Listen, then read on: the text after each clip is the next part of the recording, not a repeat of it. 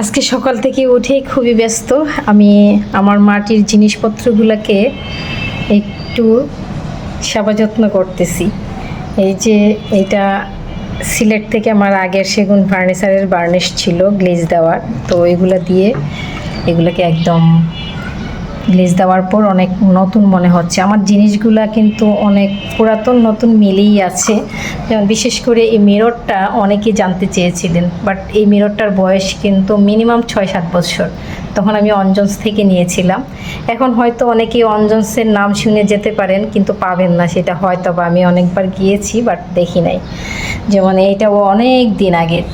আর এই যে আমার এই কলসটাও ভেঙে ফেলছিল আমাদের ইউহান বাবু, এটাকে কালার মানে মাটি দিয়েই ঠিক করে কালার করে ফেলছি, এখন একদম নতুন হয়ে গেছে। আবার এর ঢাকনাটাও ভেঙে ফেলছিল, তারপর এই যে এইটাও ভেঙে ফেলছিল, এটাও জোড়া দিয়ে ঠিক করছি।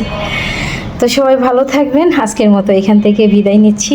আপনারাও চাইলে আপনাদের জিনিসপত্রগুলোকে এইভাবে আমার মতো করে মালিশিং দিয়ে নতুন করে ফেলতে পারেন। আল্লাহ হাফেজ।